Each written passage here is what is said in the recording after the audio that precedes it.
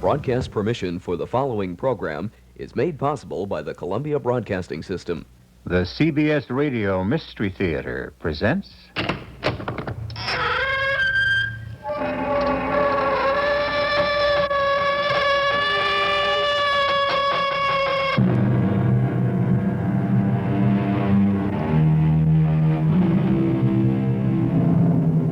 Come in.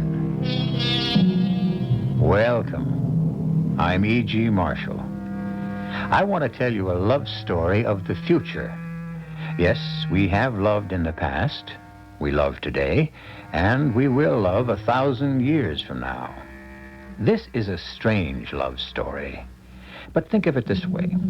A caveman pulling his lady by the hair into his cave could never understand what gentlemen do with their ladies today.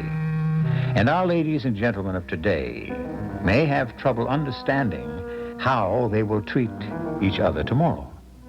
Let's find out. You be the judge whether this is a love story. Dr. Goland, I don't know anything about science. But I hear your specialty is monkeying around with life. My dear Mr. Falcon, I've received the highest awards for my discoveries and techniques in genetic biology, chromatic manipulation, molecular biochemistry. Sure. But could you make a girl? Well, what? Make a girl? That's it. Make a girl. Make a girl who died 10 years ago.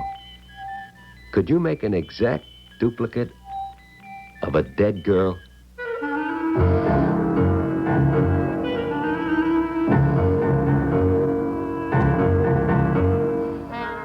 Our mystery drama, One Girl in a Million, was written especially for the Mystery Theater by Alfred Bester and stars Michael Tolan.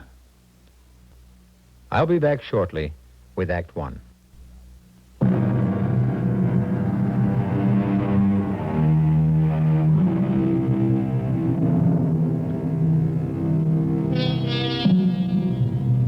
Let me put you in the picture of 1,000 years from now. Take everything you read about international finance, cartels, monopolies, and multiply them by 1,000 planets. You have a business galaxy of incredible complexity, and the business decisions that must be made by company presidents are very difficult. Gentlemen, Dr. Goland has presented Bruxton Biotics with a problem. He's developed a new technique for molding plastic biotics which can cut our costs by 13% in a highly competitive market. But we'll have to retool, reorganize, and give up 3 months of production while we're regrouping. Is the cost saving worth the expense? I have 50 traffic engineers and cost accountants on our staff, and none of them can find the answer on their slide rules. So we'll have to hire John Clock. Yeah, John Clock. One of the most remarkable men of our time. Why? Because old Johnny can make decisions with a capital D. It's a complex world these days. But Johnny Clock can make big D decisions. And the odds are 9 out of 10 will be right. You ask any corporation president what he'd pay for that kind of guarantee. The fee, Mr. Bruxton, will be $100,000 plus 1% of the common stock of Bruxton Biotics. Good Lord. It is our standard fee. 1% of For the stock. guarantee that John Clock's decision has 9 chances out of 10 of being correct. Of course, but How often are your decisions correct, Mr. Bruxton? any corporate president is lucky if he's right half the time these days. Which is why John Clock is retained so often. You're John Clock's business manager, Mr. Fisher? I am. You speak for him? Always. We have a complex problem here at Bruxton. Our consultant, Dr. E.T.A. Goland, has made a brilliant discovery. It's a novel technique for molding protoplasm on the DNA level, and we must... You're wasting my time. The problem must be presented to John Clock himself. Now, do you wish to retain him on these stated terms? Yes, I do. We will have all the data ready for him when he arrives. When will that be? Let me see. I have our decision scheduled here. Yes, we have one open date for the last of next year. Next year? That's 18 months from now. That's the only open day. But this is urgent. They are all urgent. We can't wait a year and a half. Now, Mr. Broxton, John Clark is scheduled for 3 decisions a week throughout the entire business world. He is booked solid for the next 18 months. And all the clients say the same thing. Urgent, urgent. But our case is Mr. Broxton, here is the list of our appointments. I suggest you look through it. If you know any of our clients or feel you may have clout with any of them, I suggest you try to coax, bully, bribe them into exchanging dates with you. As of now, you're booked for the last of next year. And we will hold you to it.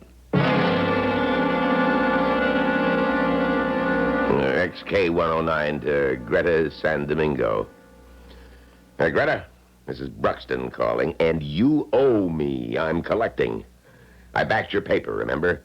Now, you damn well better back me, or else everybody's going to know what went on between us in the Orion cluster.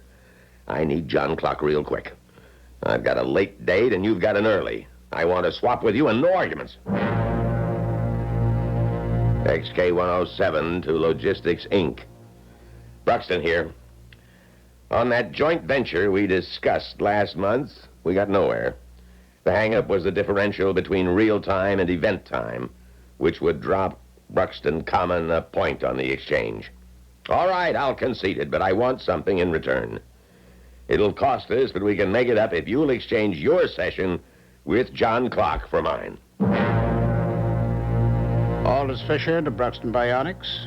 Your message tells me you have managed to exchange appointments. Information acknowledged. Your appointment with John Clark is now the 1st of next month. I will make final arrangements with you on the last of this week. My appointment must be kept. We leave this planet on the afternoon of that day for our next contract, and very special arrangements must be made for John Clark.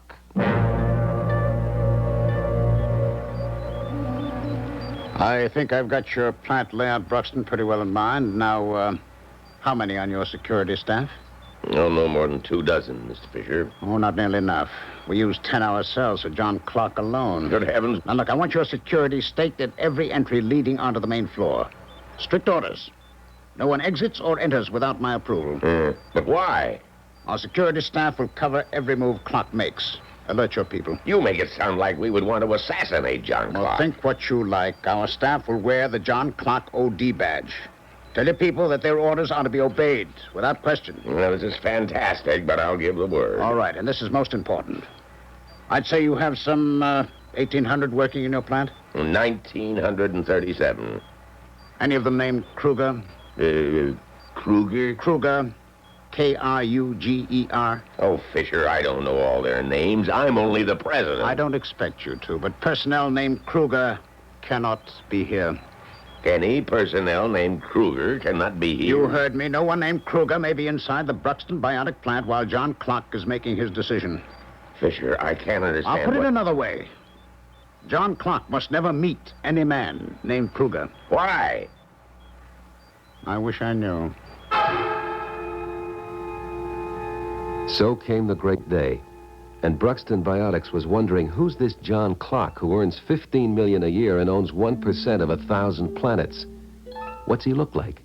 How does he act? Came 11 in the morning. John Clark's personal security force arrived. They checked everything. They gave orders. This had to be closed, that had to be locked, and so on. The orders were obeyed. No one argued with John Clark. Bruxton Biotics held its breath and waited for him. Came noon, and a jet gunned in out of the sky and landed in front of the main gate. The hatch of the jet slid open. 2 rough, tough guards stepped out and cased the scene carefully. Clark's security chief signaled okay. Out of the jet came some real pretty secretaries, then a kind of thin clerk with papers and tapes clutched in his hands, looking tired and overworked. After him came a tall man who looked and walked and acted like a sort of kindly king. You could love him and trust him, and it was a pleasure to have 1% of yourself owned by him. Only when old man Bruxton jumped up to greet him in his office, it was the beat-out, overworked clerk who said, Excuse the deceit, Mr. Bruxton. I'm John Clark. You're John Clark? Yes, Mr. Bruxton. The other man's only a decoy. You know, an image for the media and the public. I think I understand. May we get down to business? Where's your data? Oh, here, Mr. Clark, on my desk. Thank you. Would you mind if I used your desk? Oh, not at all. Will you please? Take my desk by all means. You're very kind, thank you. Now, let's have a look at the Bruxton problem. I see. Very interesting. Notes, Miss Simpson. Ready, Mr. Clark. The maximum truncation error of the interpolate F from neglecting each order of difference is less than 0.5 in the unit of the n figure of the tabular function. Noted, Mr. Clark. Give me the replacement value of delta. If delta squared is replaced by delta equals 0.184, the corresponding limit for delta to the fourth power is raised to 1,000. Raised to 1,000. Yes, Mr. Clark. That complicates the decision because round the interpolating factor b to 4 decimals, the required value is the tabular value opposite the interval in which b lies. Mr. Bruxton, I've absorbed your data. My congratulations to your Dr. Goland. He's made a most brilliant discovery. Then you've decided that Bruxton Biotics should use it? I don't know yet. Now I must visit your plant. Visit the plant, of course, but why? To get the feel of your personnel, Mr. Bruxton. That's a significant factor involved in many decisions. I must know how they'll react to a program change. Yes, I understand. Then may we have a tour? This gentleman will be John Clark, and I, of course, will be his clerk, introducing your people to him. You won't give the secret away? Oh, no, certainly not. Well, then let's absorb the final nuance involved in the decision. This is Lanny Herman, Mr. Clark, a biomechanic who loves her job and would love to meet you. And this is Dan Falk, a colorimetrician who thinks that color is the answer to everything and wants your opinion. And this, Mr. Clark, is one of Dr. E.T.A. Goland's protégés. He's a medical student, and he wants you to tell him whether to give up medicine for pure research here at Bruxton. And this charming lady, what's your name, love, wants your thumbprint in her autograph album.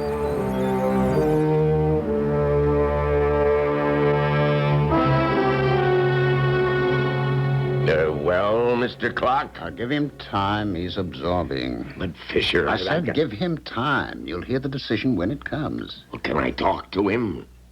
You've paid for it. Mr. Clark, yes or no? Yes. Back Goland's discovery.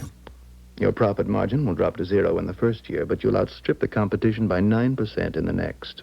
However, you may have to fight patent litigation. I suggest a raise in salary for your staff to keep them loyal to you in court. Thank you, Mr. Clark. You give me more than I bargained for. I'm the chairman of the Migration Authority, you know, and if I can return the favor by helping your itinerary in any way... Are we finished, Aldous? Finished, John. Then thank you and goodbye, Mr. Bruxton. No, I'll see you out, Mr. Clark. I'm honored. Oh, thank you, but I'm not John Clark anymore. I'm just the bookkeeper introducing your people to the great man. Fisher insists that we maintain the image. Mr. Clark, this is Pete Fine, who wants your vibes on his tape recorder. Now, don't hold Mr. Clark up, folks. He's got to get into the chopper. And this is Daisy Scrim with her wire flex, and she wants to know if you've got a favorite profile. Please, folks, Mr. Clark has got to get off the planet this afternoon. And this is, what's your name, sir? Mr. Clark likes to know people's names. What? What? Kruger? Kruger, you murdering... I've been waiting for this. I've been hunting you for 10 years!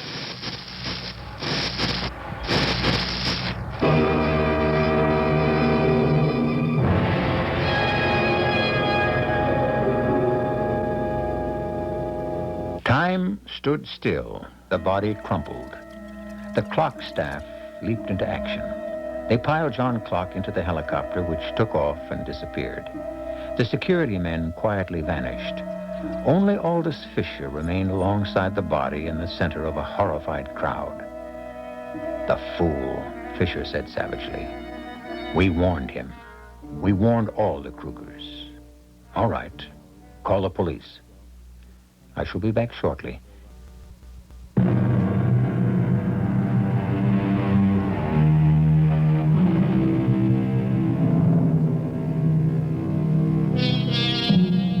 That was John Clark's 6th murder in 6 years, and it cost exactly $1 million to fix. The other 5 had cost the same. Half the amount went to the family of the murdered man, half went to a man desperate enough to substitute for the killer. There were 6 of them, languishing in various penitentiaries and asylums, enduring penal punishment or psychiatric torture. Their bank accounts, or their loved ones, $500,000 richer. I used the word desperate.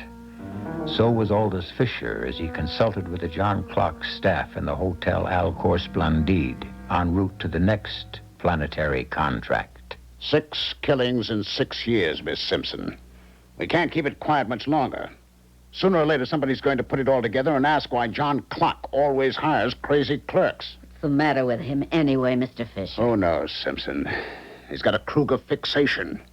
He meets a man named Kruger, any man named Kruger. He screams, he curses, he kills. Don't ask me why. Something buried in his past. A woman named Kruger? Oh, never. Always a man. Haven't you ever asked him? How can I? It's like an epileptic fit. He never knows it's happened. You'll see. When he wakes up, he'll come in here as innocent as a baby. Take him to a psychoanalyst. Answer the question. Why? You're new on the staff, Ms. Simpson. You don't understand. All right, Mr. Fisher. Make me understand. I'll do it with an analogy. Back in the 20th century, people played cards with 52 cards in the deck. Those were simple times. I read about that. Today, everything's more complex. We're playing with 5,200 cards in the deck. So, what's the moral? A mind can figure 52 cards. It can make decisions on that total. They had it easy in the old days. But no mind is big enough to figure 5,200. No mind except clocks. We've got computers. And they're perfect when only cards are involved. But when you have to figure 5,200 card players, too. Their likes, dislikes, motives, ambitions, so on. What clock calls the nuances. Then clock can do what a computer can't do. He's unique. And psychoanalysis might destroy that. How? Because it's an unconscious process in clock. He doesn't know how or why he does it. If he did, his big D decisions would be 100% correct. It's an unconscious process, and for all we know, it may be linked up with the same insanity that makes him murder Krugers. If we get rid of one, we may destroy the other. We can't take the chance. Well, then what do we do? Protect our property. Never forget that for a minute. I've put in too much work on John Clark to let it be destroyed. We protect our property. You know what, Mr. Fisher? I think he needs a friend. Why? Well, he could find out what's bothering him without destroying anything. People talk to their friends. Mr. Clark might talk. We're his friends. No, Mr. Fisher. We're his associates. You're a shrewd girl, Simpson. Has he talked to you? No. Any of the other girls? No, none of us. He's looking for something he never finds. It's all we know. All right. We'll have to hire him a friend. And I'll have to ease off the contract schedule to give the friend a chance to make Clark talk. From now on, we cut the program to 1 decision a week. Mr. Fisher, that's cutting $5 million a year. It's got to be done. It's cut back now or take a total loss later. We're rich enough to stand it. Yes? Oh, yes, but what are you going to do for a friend? I said we'll hire one. We'll hire the best and give him a proposition he can't refuse. There ain't no such animal. Oh, yes, there is. The friendliest guy in the world. And he's the kind that can never resist the challenge.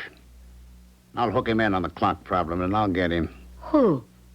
Get on the telefax. Tell him to locate Frankie Falcon and put him through. Urgent. Fatal Frankie Falcon. Oh, I swoon. You dig, huh? Oh, I saw him fight Longo Jordan. I've seen all his films, and... Well, you just can't help loving that hunk even when he's beating somebody's brains out. Yes, and he's twice as fatal with women. I'll give him a challenge and a contract he can't resist. He'll be Clark's friend.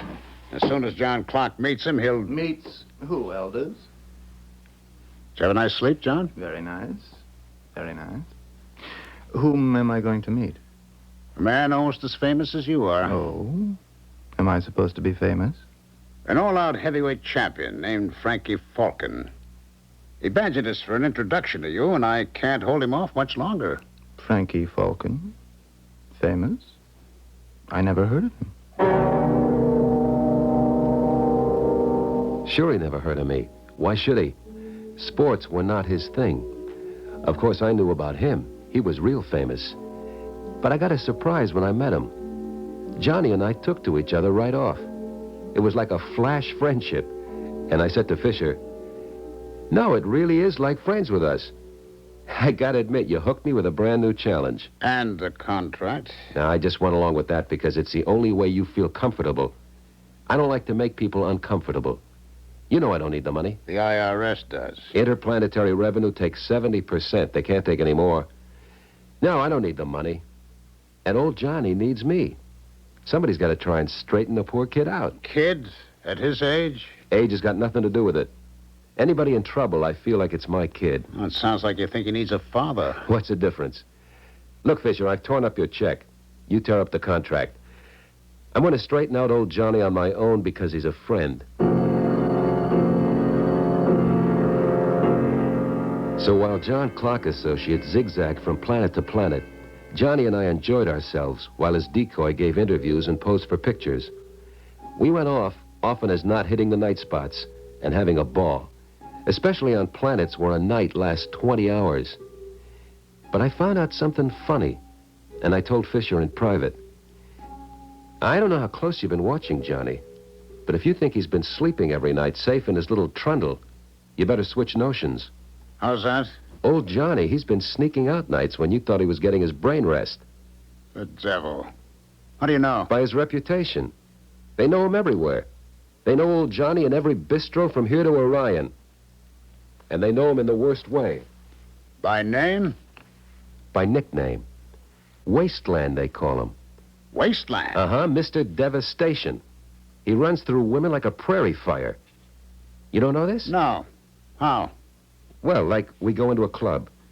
Johnny cases the joint, table by table, looking over the women, looking for a type that interests him. Yeah? If there's a show, he cases the chorus, looking for a type. The same? Yep. And if he locates one... Now, wait a minute. Always the same type? Yep. A girl with jet hair and inky eyes and very white skin. And then the trouble starts. What trouble? He moves in on the girl and makes a pass that any cop would call assault with intent to kill. Clark?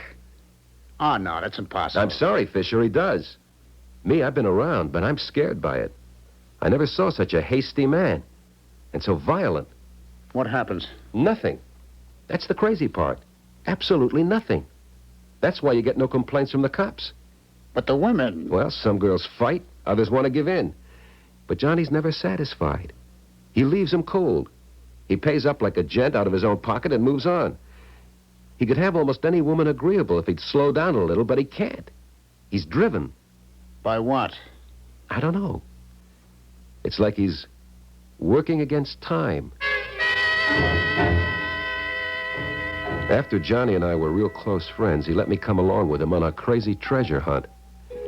Every time we hit a new planet, he'd go to the Bureau of Vital Statistics, which has got everybody computerized.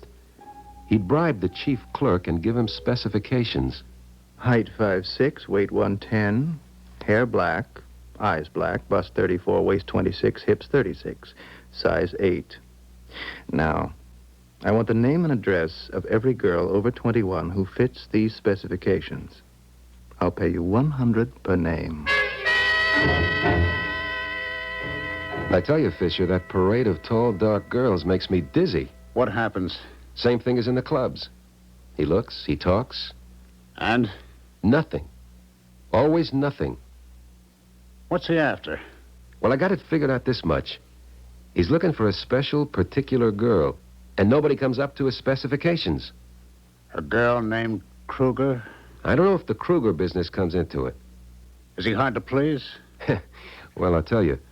Some of these girls, I'd call them sensational. But he don't pay any mind to them. He just looks and moves on. Others, real crows, practically. He jumps. What is it? I think it's a kind of test. Something to make the girls react hard and natural-like. It ain't passion with Johnny. It's a cold-blooded trick so we can watch him. Well, what's he looking for? I don't know yet, but I'm going to find out. I got a little trap I'm going to spring at the fight arena tonight. A trap that may give us some answers. I got all the arrangements set up. I'm taking a chance of getting myself killed, but old Johnny's worth it.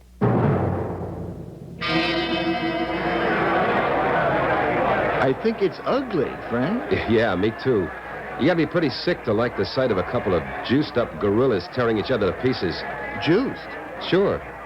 You don't think those nice, peaceful animals would clobber each other like that naturally, do you? They shoot them with adrenaline hormones. Ooh, it's disgusting. I'm glad we left. Yeah. When I was champ, they offered me a fight once with one of them poor animals.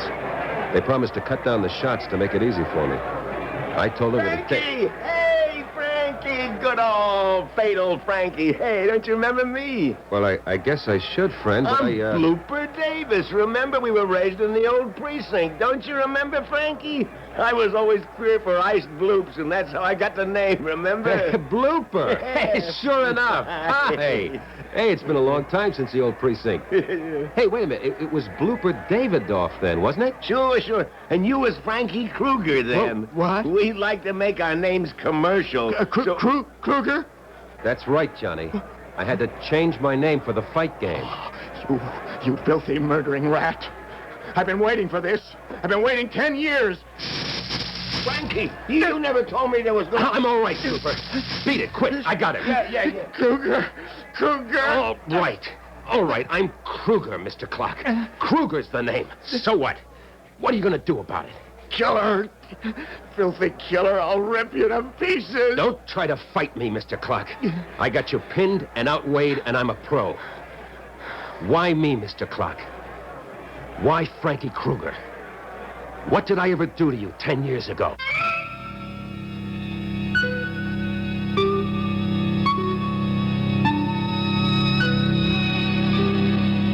Falcon has John Clock pinned in the stadium corridor while Clock screams and struggles. Now Falcon goads and probes Clock until he gets the story of what happened 10 years ago in hysterical outbursts. Then John Clock faints. We'll hear about that past in Act 3.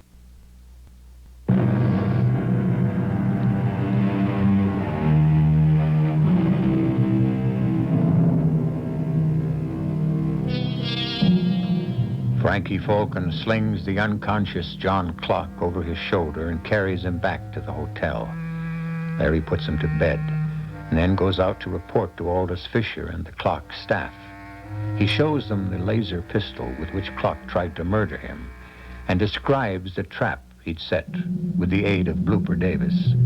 He tells them about Clock's insane response and then goes on to explain the source of the insanity. Poor old Johnny was in love with a girl named Seema Morgan, and she was in love with him. It was big, romantic stuff. They were going to be married. And then Seema Morgan got killed by a guy named Kruger. Kruger? So that's the connection. How'd he kill her? This Kruger was a drunk fink. He had a bad flying record. They took his license away, but that didn't make any difference to Kruger's kind of money. He bribed a dealer and bought a jet without a license. What money can't do. One day he buzzed a school just for the hell of it. His jets blasted the roof and killed 3 kids and their teacher. This was back on Earth in a town called Berlin. Good Lord. They never got Kruger. He started planet hopping, and he's still loose. The family sends him money. The cops can't find him. Clock's gunning for him because the school teacher was his girl, Seema Morgan. How long ago was this? Near as I can figure from what Johnny poured out, 10 years, 8 months. And 10 years ago, Clock first showed he could make decisions. Big D decisions. Up to then, he was a nobody, just another computer programmer.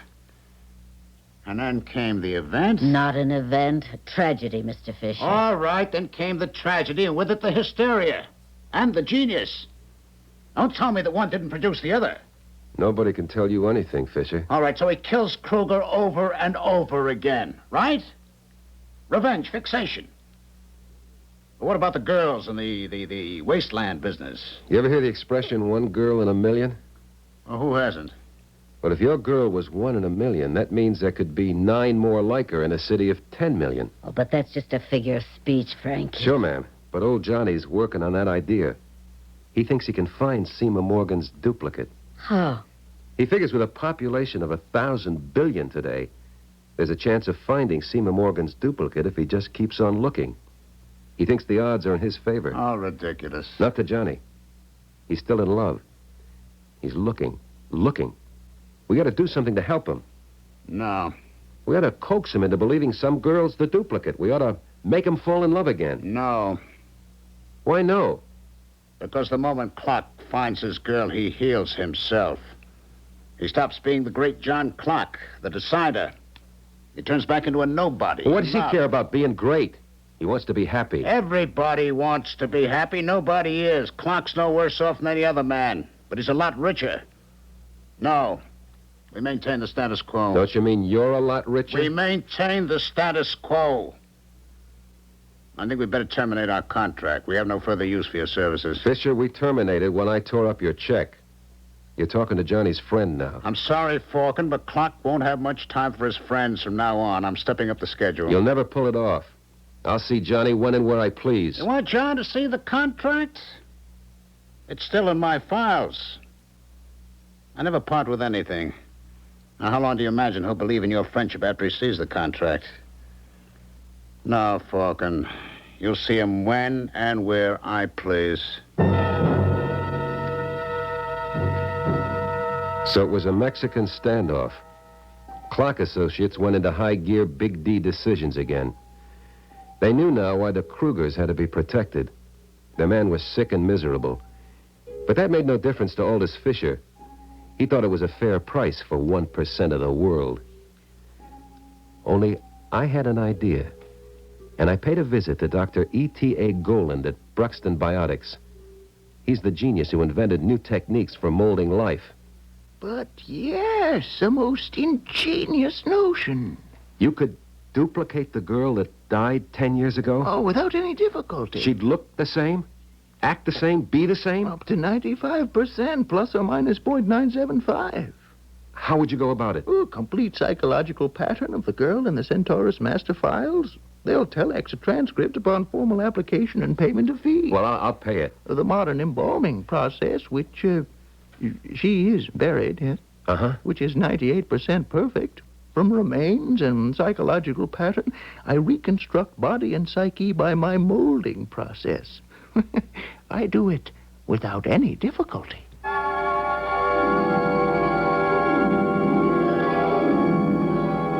heard the jet coming down toward the school, and then there was a kind of explosion. What happened? Well, that was a while back, Miss Morgan. You know me?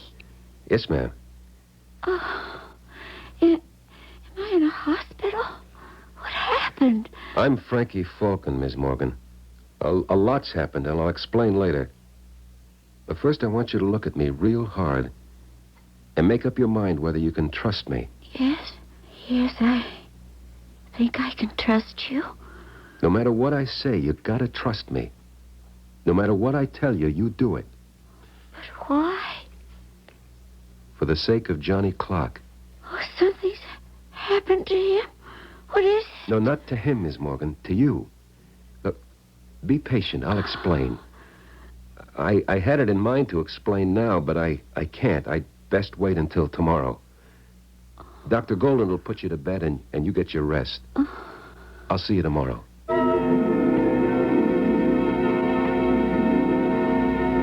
She's asleep, Falcon. Well, thanks.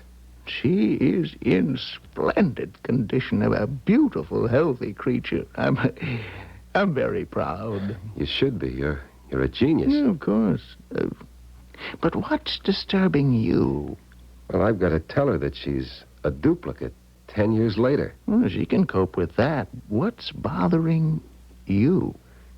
It shows? It shows, my friend. I remember that story about the statue that came to life. Pygmalion, yes. Seema was just a statue I wanted to bring back to life for Johnny Clark. And now she's alive again. And she's only for Johnny, only. But when I saw her alive, it's crazy. I saw dozens so much like her when Johnny was on the search for a duplicate. Why did I fall for one of them? What's happening to me? Well, we both know, but that is not the question. The question is, what are you going to do? Be a friend to both of them and get them together for the happy ending. What else can I do?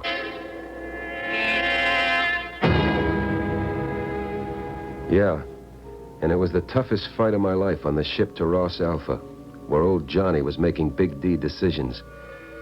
She was so warm and grateful to me. I was talking to some of the passengers. You're famous, aren't you? More notorious, like. Johnny's famous. He's the great man. It's all been so sudden. I've been bewildered and so excited that I haven't had a chance to thank you for all you've done for me and my Johnny. I'm beholden to you forever. Forget it. Well, I've got to thank you somehow. Now, forget it. You're on your way to see Johnny again. That's all that matters. Are you going to stand there like an all-out champion? Former. And take a punch from me? Too late. The bell sounded. I fight dirty. Here's a grateful punch on the mouth. No, Seema, stop it. Please, you don't know what you're doing. Look, you're so crazy happy at the idea of being with your Johnny again. No, please, save your punches for him.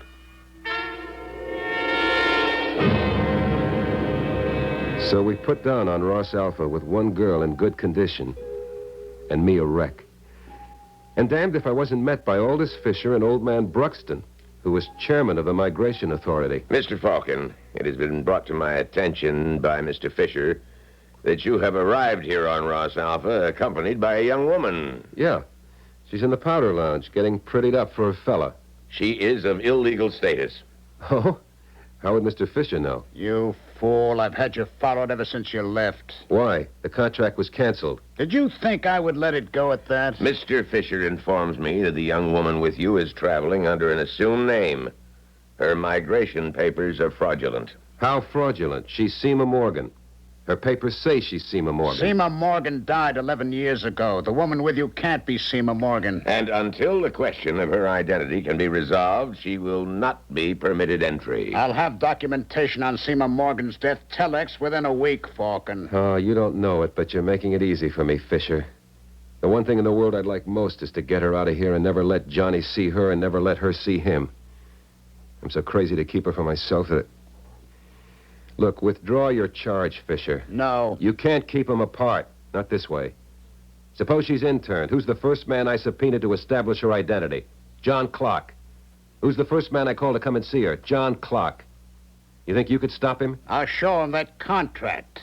I'm showing... Go ahead and show it to him. He wants his girl, not me. Withdraw your charge, Fisher. Stop fighting. You've lost your meal ticket. I took Seema to the Ross Splendide Hotel, checked her into a suite, and went looking for Johnny Clark. First stop, the Bureau of Vital Statistics. And there he was, giving specs as usual. I want the name and address of every girl over 21 who fits the specifications I've just given you. I'll pay you $100 per name. Hey, Johnny. Frankie, where have you been? Why didn't you let me know you were coming? How long can you stay? I've missed you. Never mind that, Johnny. Later. Right now, I got a tip for you. Huh? Coming over on the ship, I met a girl who kind of could fit your specs. Oh? She's got a kind of half lisp. Yes? And a funny way of tilting her head when she talks. She does. Only she's not girly like most. She's more spunky-like. Where is she? She's putting up at the Ross Splendide. Oh, I've got to see her, Frankie. I've got to. She sounds exactly... Can I see her? Sure, nothing easier. Come on, I'll lead the way.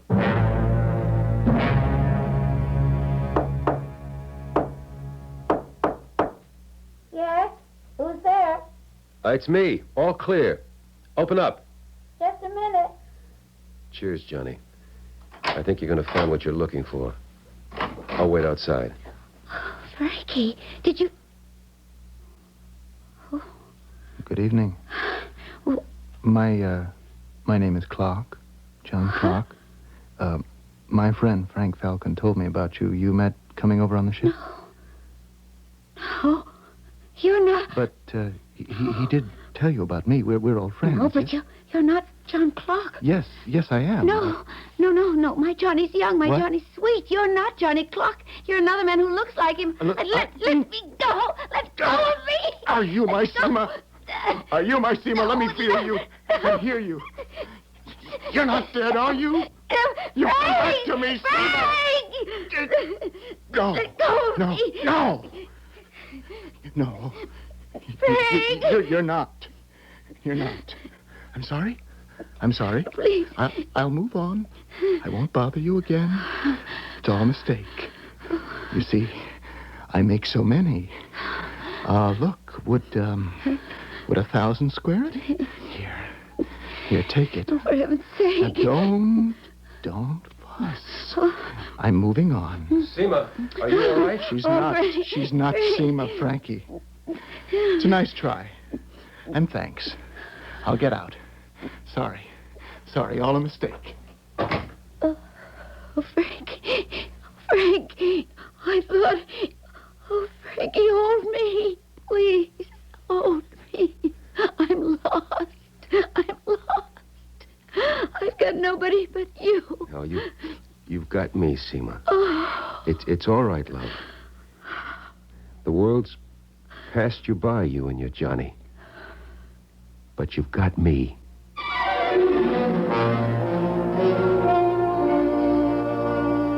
Falcon takes a step towards Seema Morgan, then hesitates. He makes a last attempt to quench the love within him for this lovely lost creature, searching for a way to bring her and her Johnny Clock together. Then he loses all control and takes the girl in his arms. I'll be back shortly.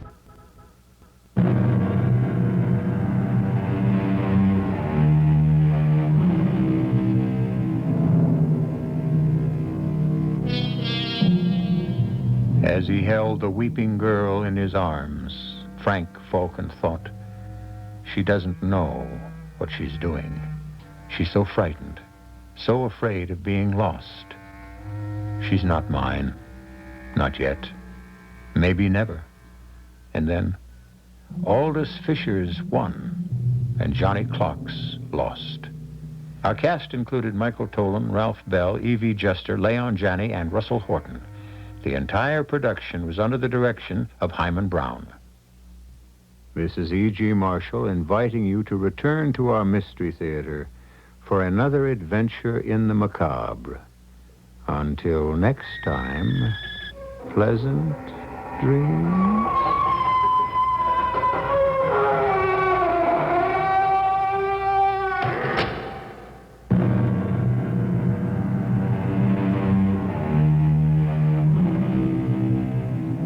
The preceding program was broadcast with the permission of the Columbia Broadcasting System.